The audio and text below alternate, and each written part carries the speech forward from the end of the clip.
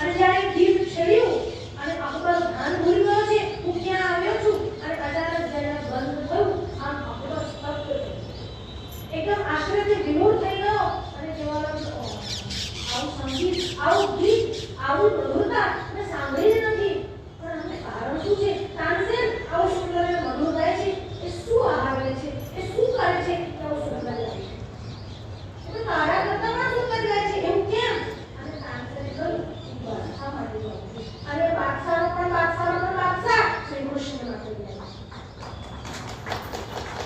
કોના માટે ગાય છે એનાથી આખી વાત બને ભગવાન શ્રી કૃષ્ણ માટે ગાય છે એટલે પવિત્રતા પણ છે શુદ્ધતા પણ છે મધુરતા પણ છે અને શ્રી કૃષ્ણ તો કેવા છે અધરમ મધુરમ પદરમ મધુરમ નયનમ મધુરમ હર્ષિતમ મધુરમ હૃદયમ મધુરમ કમલમ चालू होता है ये 3:30 बजे।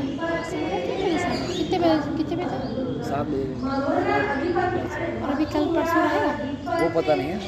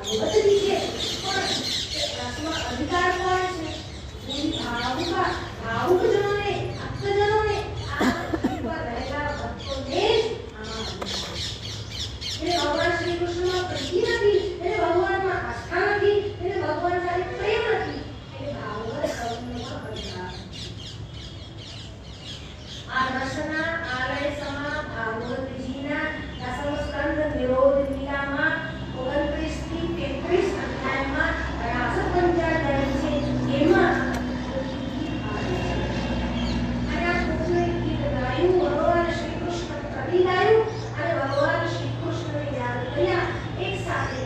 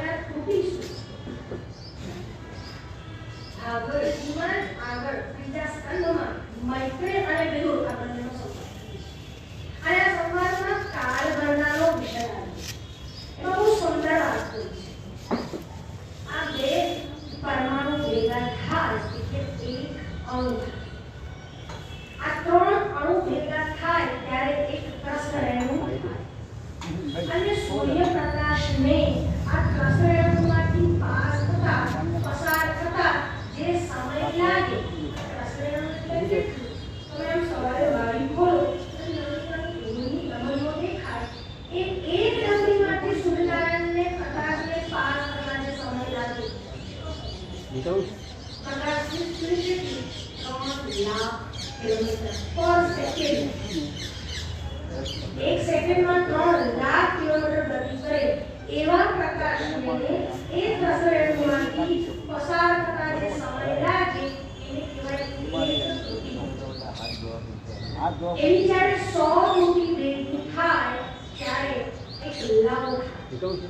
એવા જ્યારે 3 લવ ભેગા થાય ત્યારે એક વેદ. એવા જ્યારે 3 વેદ ભેગા થાય ત્યારે એક નિમેષ. જ્યારે એવી 5 નિમેષ ભેગી થાય ત્યારે એક ક્ષણ. જ્યારે એવી 15 ક્ષણો ભેગી થાય ત્યારે એક લઘુ. જ્યારે 15 લઘુ ભેગી થાય ત્યારે એક સાષ્ટા થાય. જ્યારે એવી 5 સાષ્ટા થાય ત્યારે એક ઘડી થાય. જ્યારે એવી ઘડી એટલે જેને આપણે ઘટી કહીએ છીએ તે, જ્યારે એવી 2 ઘડી થાય ત્યારે એક મુહૂર્ત થાય. એક મુહૂર્ત એટલે 48 કલાક. જ્યારે એવી 6 કે 7 ઘડીઓ ભેગી થાય ત્યારે એક પ્રહર થાય. એક પ્રહર એટલે 3 કલાક. જ્યારે એવા 4 પ્રહર ભેગા થાય ત્યારે દિવસ થાય. જ્યારે એવા 4 પ્રહર ભેગા થાય ત્યારે રાત્રિ થાય. જ્યારે એવા 8 પ્રહર ભેગા થાય ત્યારે એક અહોરાત્ર થાય. જ્યારે એવા 7 અહોરાત્ર ભેગા થાય ત્યારે એક સપ્તાહ થાય. જ્યારે 2 સપ્તાહ ભેગા થાય ત્યારે એક પક્ષ એટલે પખવાડિયું થાય. જ્યારે 2 પખવાડિયું ભેગું થાય એટલે કૃષ્ણ પક્ષ, શુક્લ પક્ષ ભેગા થાય ત્યારે એક મહિનો થાય. જ્યારે એવા 2 મહિના ભેગા થાય ત્યારે એક ઋતુ થાય. જ્યારે 3 ઋતુ ભેગી થાય એટલે 6 મહિના થાય ત્યારે એક અયન થાય, ઉત્તરાયણ અને દક્ષિણાયન. જ્યારે એવા 2 અયન ભેગા થાય ત્યારે એક વર્ષ થાય. અને એ વર્ષમાં દિવસ કેટલા આવે? 365 દિવસ. જ્યારે એવા 360 વર્ષ થાય ત્યારે દેવતાઓનું એક વર્ષ થાય. જ્યારે એવા 4,32,000 વર્ષ થાય ત્યારે એક કલિયુગ થાય. જ્યારે એનાથી ડબલ એટલે 8,64,000 વર્ષ થાય ત્યારે એક દ્વાપર યુગ થાય. એનાથી ટ્રિપલ એટલે 12,96,000 વર્ષ થાય ત્યારે એક ત્રેતાયુગ થાય. એનાથી 4 ગુણ એટલે 17,12,000 વર્ષ થાય, 28,000 વર્ષ થાય એટલે એક કૃતયુગ એટલે સતયુગ થાય. એવા 4 યુગ ભેગા થાય એટલે 43,20,000 વર્ષ થાય ત્યારે એક ચતુર્યુગી થાય. એક કૃતિ જેટલો સમય એમને આટલો લાગે છે.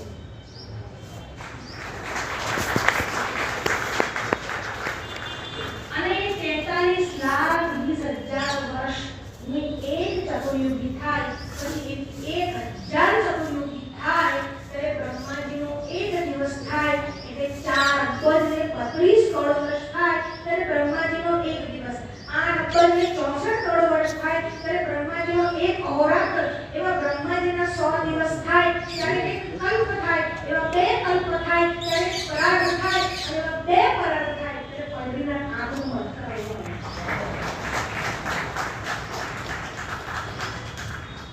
આટલો લાંબો સમય શ્રી કૃષ્ણના વિરહમાં જો એક પલક પણ મારે છે તો એમને તૂટી જેટલો સમય પણ જરૂર જોઈએ.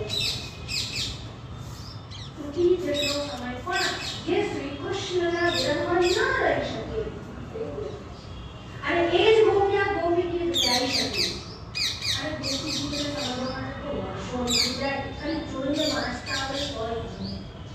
પણ જેટલી મારી મરજી, જેટલી મારી સ્થિતિ અને જેટલી આ બધાની